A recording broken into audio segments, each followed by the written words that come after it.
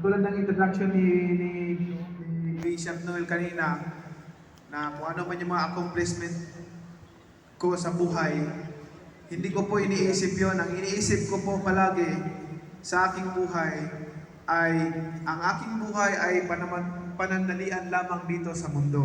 Ang ating buhay ay panandalian lamang dito sa mundo. Pagkatapos ng buhay natin dito sa mundo, alam natin na yan ang simula ng eternity. Huwag po natin kalimutan kasi ang mundo ngayon, ang mundo natin, napaka-busy. Social media dyan, ang daming sa sasabi, nauubos na yung oras natin sa social media. Sa cellphone lang, sa internet, sa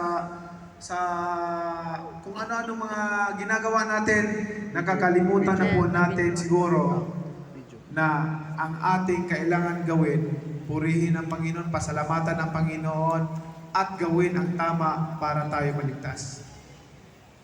Dahil pagkatapos po ng buhay natin dito, tandaan po natin yan po ang simula ng eternity. Kaya po lagi ko pong iniisip yan na everyday po, na lagi ako nagdadasal sa Panginoon, na bigyan niya ako ng lakas ng pangatawan, lakas ng yung sabi kong spirit body na ma-resist ko lahat ng mga temptation, distraction, trials dito sa mundo, na hindi ako magkasala laban sa Kanya. Kaya lagi kong inaalala yung salita ng Panginoon sa Psalm 119 verse 11, I have hidden your word in my heart that I might not sin against thee. Although the world trying to pull you down, maraming mga, ang mundo, ang daming mga tao na gustong bilain ka pababa, hilain ka sa mundo. Pero pasalamat ako sa Panginoon dahil binigyan niya ako ng lakas to resist, lakas to stand firm to the faith. And brothers and sisters, one thing na alalahanin natin, paano ba tayo maliligtas? Kasi medyo nakakalimutan yan. Of course, sabi ni Jesus Christ, I am the way, sa John 14 verse 6, I am the way, the truth, and the life. No one comes to the Father except through me. So through Jesus Christ. Pero ano bang instruction ni Jesus Christ para tayo ay maligtas? Amen? Amen. Parang kunti lang amen? Amen. Ano bang instruction ni Jesus Christ para tayo ay maligtas? Lumapit si Nicodemo sa kanya. Guro, ano bang gagawin ko para ako ay maligtas? Kung basahin niyo dyan sa John 3, verse 3. Ang sabi ni Jesus Christ, sinasabi ko sa iyo, Nicodemus, very truly I tell you, no one can see the kingdom of God unless they are born again. Amen. Woo!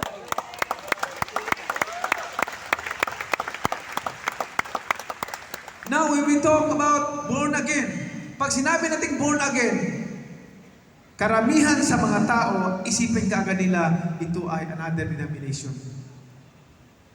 Ito ay another denomination like other religion. Hindi po natin, ibig sabihin po, hindi po natin naintindihan. Si Jesus Christ talking about the kingdom knowledge, not in a worldly knowledge.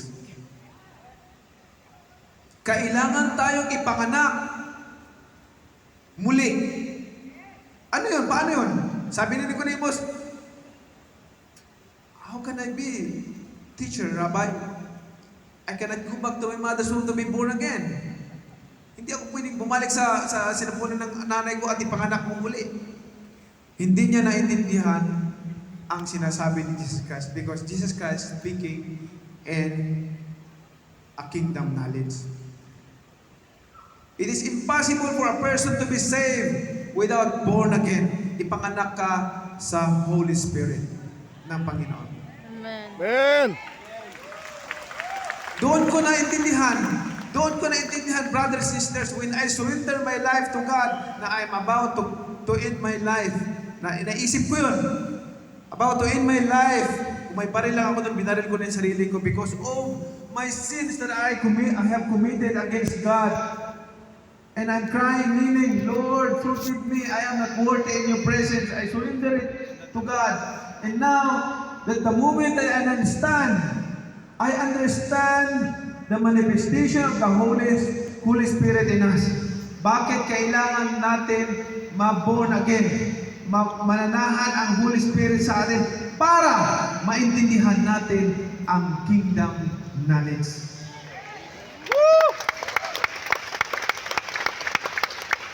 There are so many Christians claiming Christian, but by their works, hindi ma-confirm na Christian. Yun po ang masakit. Christian, claiming Christian, but they are not baptized by the Holy Spirit. Kaya sinabi ni Jesus Christ doon sa parable niya na may goat at saka sheep nagsasama. But the end of the day, i-separate niya yung sheep sa goat at ang goat ihulog niya doon sa burning sulfur and ang sheep doon sa kanyang kaharian. Amen? Amen. So brothers and sisters, make sure kung hindi mo pa natanggap si Jesus Christ, kung hindi ka pa nakaranas na born again, ito na yung time, ito na yung chance. Dahil hindi natin alam ang buhay. Hindi natin alam ang bukas. Marami ang mga kasama. Ngayon, nagkukwentuhan pa kami. Kinabukasan, wala na siya. Katabi ko pa matulog. Nagkukwentuhan kami. Kasama ko pong boxer. Nagkukwentuhan po kami. Pagkatapos na yung training, magtutulog na kami. Kwentuhan kami, ano kayang plano natin? Anong pangarap mo sa buhay mo? Sabi ko, ako, nagsikap ako para sa mama ko, sa mga kapatid ko, na makatulong ako, doon sila, nagre-renta lang sila ng bahay, ganun ako. Tapos gusto ko, umasinso ako sa pagbabaksing ko, ganun. Tapos sabi niya, ako naman, gusto ko, mag-champion ako, and then makabili ako ng bahay, makakaroon ng pamilya ng ganun. Tapos, pero sabi ko sa kanya, ako, kabiling-bili na ng nanay ko na huwag tayong makalimot, tumawag at magpasalamat sa Panginoon. Sabi ko ganun. Kwentuhan kami, ang dami na nakwentuhan namin. Ang dami na pag-usapan namin kung ano yung mga future na gagawin namin. Pagdating ng alas 6, kasi magigising na kami kasi magdadaging na.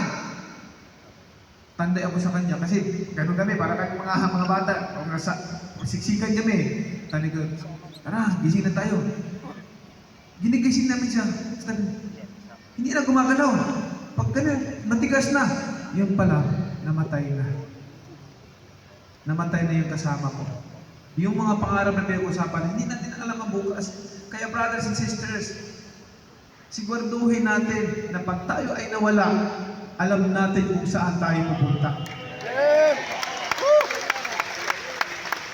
Siguraduhin natin na pag tayo ay kinuha ng Panginoon, mayroon tayong Holy Spirit ng Panginoon nang maintindihan natin ang lahat. Yung mga bagay dito sa mundo, maniwala kayo sa akin. Nakamtan ko na yan, nahawakan ko na yan, naranasan ko na yan, maging sikat na masyado, maging maraming pera, naranasan ko na po yan, pero I tell you the truth, ang tunay na kaligayahan ay only sa piling lang ni Jesus Cristo. Sa piling ni Jesus Christ, yun lang ang tanging kaligayahan. Kaya nga, I'm praying to God na ang lahat ng mga tao, nagbibisaya ako kasi sanay ako magbibisaya din sa amin. Ang lahat ng tao magkaroon ng tunay na repentance sa Panginoon. Sabi nga ni Paul, I preach that they should repent and demonstrate the repentance by their deeds. Yun po ang tunay na pagsisisi. Yung makikita natin sa gawa. Kailangan natin mag-born again. Pag sinabing born again, huwag nyo kaagad isipin niya na isang denomination na kung anong iniisip ninyo. Yan ay sinasabi ni Jesus Christ. Kita na, kung tayo naniniwala kay Jesus Christ, then we should obey with your part. Because there are so many Christians claiming that they believe God, but the truth, they don't really believe in God. But they just know God. Sabi nga ng James 1 verse at ng James 2 verse 19 and 20. Sabi doon, you believe that there is one God. Good. Even the demons believe that and shudder. Naniniwala ka na may Panginoon. Mabuti. Pero alalahanin mo ang Panginoon, naniniwala na may Panginoon din. Ang yawa, ang devil, naniniwala din may Panginoon at nanginginig pa siya. Eh tayo, naniniwala tayo may Panginoon, hindi ka tayo nanginig eh. Hindi ka tayo natakot kung gumawa ng kasalanan eh. Amen? Amen. Pasensya na po kayo kung masakit po akong magsalita, kung ano na po yung sinabi ng Panginoon sa akin na sabihin sa lahat. Yun po. Mas maganda nga po yun, yung masaktan tayo. Dahil conviction po yan ng Holy Spirit sa atin na kailangan natin magising, kailangan natin baguhin, kailangan natin baguhin ang sarili natin. Baka ang buhay mo ngayon, brothers and sisters, nandoon ka, nakaharap ka sa mundo. Ang gagawin mo lang, turn back and walk away from the world and get closer to God. Yun po ang kailangan natin gawin. Yes. Lagi po yung sinasabi ng ating Panginoon na man shall not live by bread alone, but on every word that comes from the mouth of God. Therefore, we should meditate His words. We should have the Word of God. We should read the Bible every day. So that when the day of evil comes, you may be able to stand on the ground para matibay tayo i-resist ang mga temptation, distraction sa buhay natin. Kahit anong pagsubok, anong mga trials na temptation na darating sa buhay natin, walang problema kasi may Word of God tayo. Believe me, brothers and sisters, how powerful the Word is. The Word of God is. In Hebrews 4 verse 12 and 13, sabi doon, is one of my favorite verses yan. Sabi doon, for the Word of God is alive, active, sharper than any double-edged sword. It penetrates even to dividing soul and spirit, joints and marrow. It judges the thought and attitude of the heart. Nothing in all creation is hidden from God's sight. Everything is uncovered and laid bare before the eyes of Him to whom we must give account. Napaka-importante ng Word of God. Napaka-importante. Even in the Old Testament, into the New Testament, sabi ni Jesus Christ, it is written, man shall not live by bread alone. Sinabi ni Jesus Christ, it is written because it is written in the Old Testament that man shall not live by bread alone. Pero ang problema natin, anong problema natin? Even those brothers and sisters, mga Christian, ang pinaalala natin kung paano natin pakainin yung sarili natin, yung physical body natin. Kakain tayo ng almusal, pananghalian, hapunan. Pero, ang question is, how about your spirit body? How about your spirit body? Pinifeed mo ba yan? Gaano mo kadalas pinapakain ang spirit body mo? How strong your spirit body? Because you cannot resist the devil when the day of evil comes. You cannot resist the devil using your physical body. You need to have, kailangan mo na mayroon kang strong spiritual body to resist the temptation. Amen. Yun po ang kailangan natin. Kaya one of my favorite verse, Psalm 119, again, I have hidden your word in my heart that I might not sin against you. In Ephesians 6, ano sinabi doon? Put on the helmet of salvation and the sword of the Spirit, which is the Word of God. Kita mo, the sword of the Spirit, which is the Word of God. Kailangan natin na may Word of God. Ang devotion namin ng asawa ko, at siyempre, yung mga anak ko, in-encourage ko palagi sila na magbasa ng Bible. Yun lang ang kayamanan na ma-invest ko sa kanila in the future. Yung ituruan ko sila, i-guide ko sila sa tamang landas. I'm not worried about our children. Kung ano yung material things na ihabigay namin sa kanila. Kasi ang Father na sinusunod namin, ang Panginoon na sinusunod namin, siya may-ari ng lahat. Yung mga magulang ko, wala silang hinanda para sa amin. Pero ang Panginoon nagbigay sa amin. Kaya ang tanging paraan lamang na ma-guide ko ang aming mga anak, ituruan namin na may Panginoon at turuan sa magandang pamumuhay na may takot sa Panginoon. Amen. Yun po ang devotion namin. Day and night po kami, nagbabasa ng Bible, nag-memorize ng mga verses para po hindi namin makakalimutan yung anumang instruction ng Panginoon sa aming buhay. Kaya, I'm so thankful talaga. Alam niyo, sa totoo lang, God is good, God is great. Kasi, sa totoo lang, almost every day, I'm crying to God about my problem sa US, di ba, yung kung mabalitaan niyo yung kinasuhan ako ng paradigm, which is hindi naman, kung totoo yun, aaminin ko, pero kung hindi naman totoo, bakit ko naman amin, maging sinungaling ako kung aminin ko na hindi naman totoo. I'm praying to God, crying to the Lord. Ang dami nilang nilalabas sa social media, sinisira nila yung pangalan ko. But hindi ako sa tao nagkukomplain. Sa Panginoon ako nagkukomplain. Yes. Day, every day, kneeling ako, crying to the Lord, Lord, ipinapabayo ko sa iyo, Panginoon. Now, nabalitaan niyo naman siguro. I'm so thankful to God. Alam niyo, nung tinawagan ako ng lawyer ko sa Amerika ng madaling araw, hagulgol ako napaiyak ako. Lumuhod ako, nag-pray ako sa Panginoon, Lord, thank you. Thank you that you hear my prayer.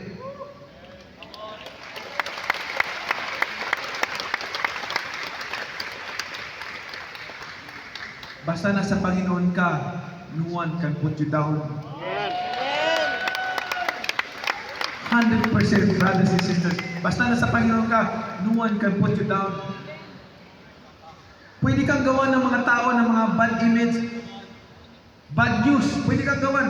Pero ang Panginoon nakaalam sa puso mo.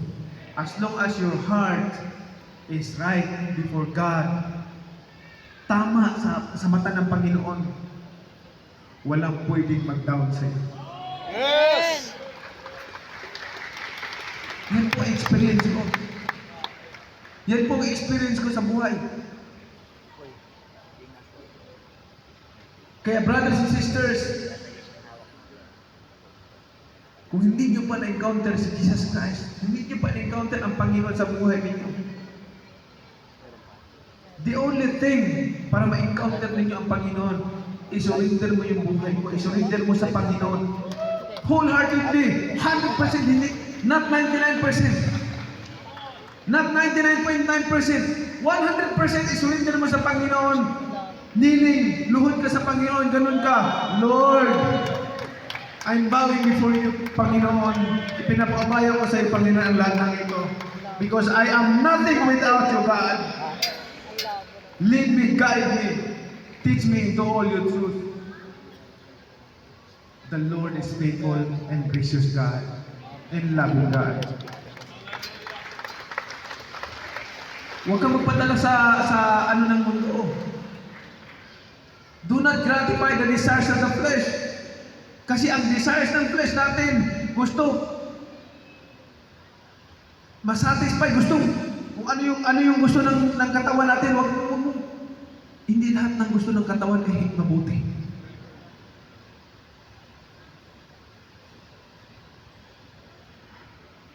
Lumipad ako dito kasi gusto ko talaga, excited ako na makashare sa inyo ng Word of God. Kasi my prayer, brothers and sisters, na one day, pag wala na tayo dito sa mundo, you and I will meet you there. In the kingdom of heaven. Na tayong lahat magkakasama sa kaharian ng Panginoon. Ayaw ng Panginoon na mahulog tayo doon sa impyerno. Impyerno na ginawa din ng Panginoon para doon sa mga fallen angels. Yun po ang totoo. Ayaw ng Panginoon. Kasi, sa totoo lang, maging sinungaling ako, hindi ko sabihin sa inyo. Pinakita sa atin ng Panginoon yung impyerno. Ano yung impyerno? Ang iba kasi, impyerno noon, pwede ka pa maglaro-laro noon, pwede ka pa. Hindi ganun, brother and sister. Nakita mo, yung mga namatay na tao, hanggang dito yung sulfur, yung gumugulong, ganun sila, walang katapusan.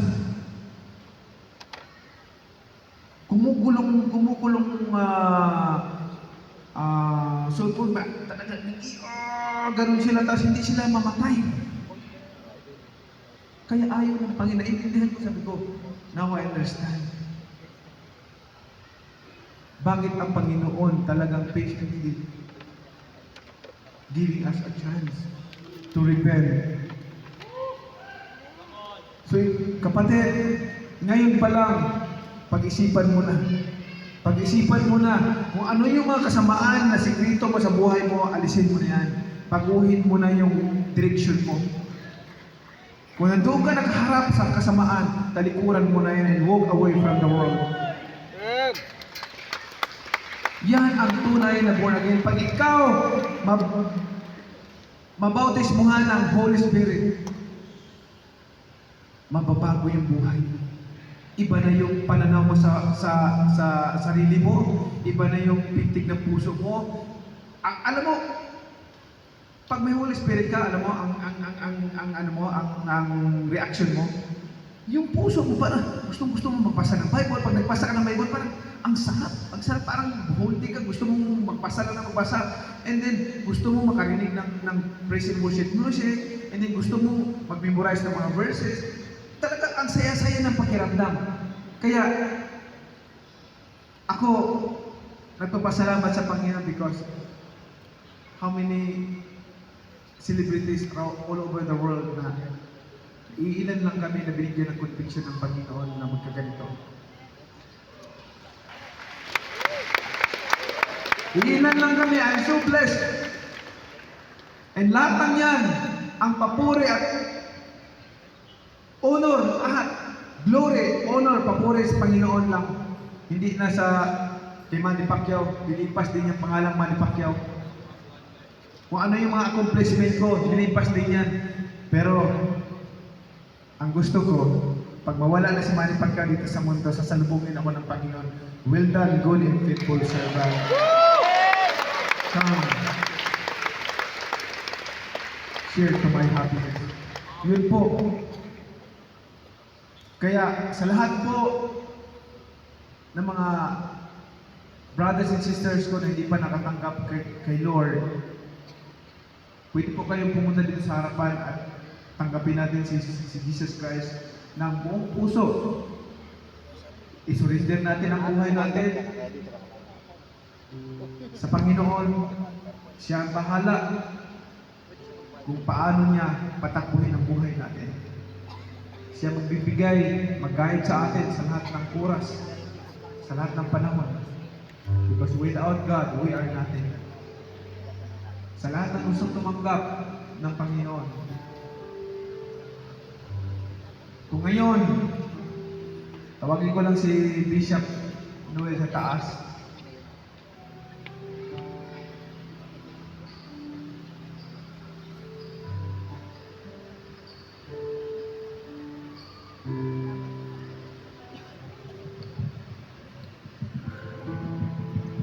Yung mga gustong wag po kayo mahiya sa Panginoon. Sa Panginoon po, hindi po dapat na ikahiya ang Panginoon. Wag po kayo mahiya na pumunta dito sa harapan. Alam niyo yung hiya, hindi yan sa Panginoon eh. Sa devil yan. Wag po tayo mahiya kasi wala naman po tayong ginawang pastors, tulungan natin yung mga gusto, yung naman natin. Kasalanan sa kapwa natin. Halika dito sa harapan. Punta ka dito sa harapan at sabay-sabay natin na Amen. Naghihintay ang Panginoon pasalamatan ang ating sa, Panginoon. sa invitation ni Senator Manny, Brother Manny. Nais na kayong ipanalangin. Ipapanalangin namin kayo. Kung sa gabi ito ay sinasabi mo, Lord, may religion na ako. All my life, may religion, may denomination na ako. But ngayon, gabing ito, sinasabi mo, gusto ko si Jesus, ang Holy Spirit niya, pumasok sa aking buhay. Sinabi niya, Unang-una, repent.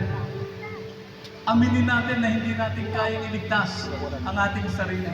And so you come to Jesus and say, Lord, I admit I am a sinner. I cannot save myself. And tonight, if you're saying, gusto kong tanggapin si Jesus sa aking puso, as Savior and Lord, halik kayo. Come on. Huwag po kayong mahiya. We will pray for you. Huwag po kayong mahiya. Ito po ay eternity, eternal happiness. Pag matanggap natin ang ating Panginoon na ating tagapagligtas. Because God is good all the time. Amen. He is faithful and loving God, forgiving God, merciful God.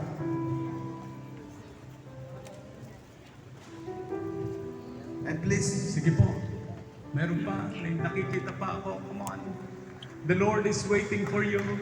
Palakpakan natin ang mga tao na nagbibigay ng buhay sa Panginoon. Come on, I can see maybe there's another one. Hindi ka itatakwil ng Panginoon. Kung lalapit ka sa Kanya ngayon, tatanggapin ka, yayakapin ka. Kung meron pa, this is the time. Narinig natin ang napakalinaw na mensahe. At, amen.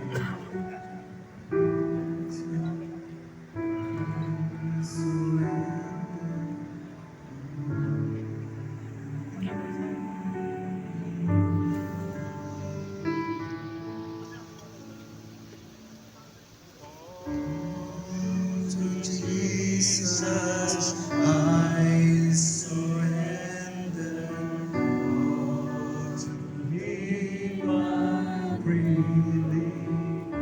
If you know this song, join us.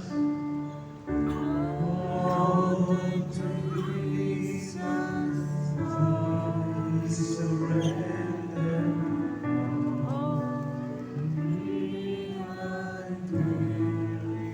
Sing, I surrender all. Taas natin ang ating mga kamay sa Panginoon. I surrender all. Yes, Lord. I surrender all. All to Thee, my blessed Savior, I surrender. Sing that chorus again. I surrender all. I surrender all. I surrender all. Maybe there's one more na gustong sumurrender kay Jesus. Wherever you are, come on. We want to pray for you. The Lord is waiting for you. Come on. Come on. Hali kayo. Sing it one.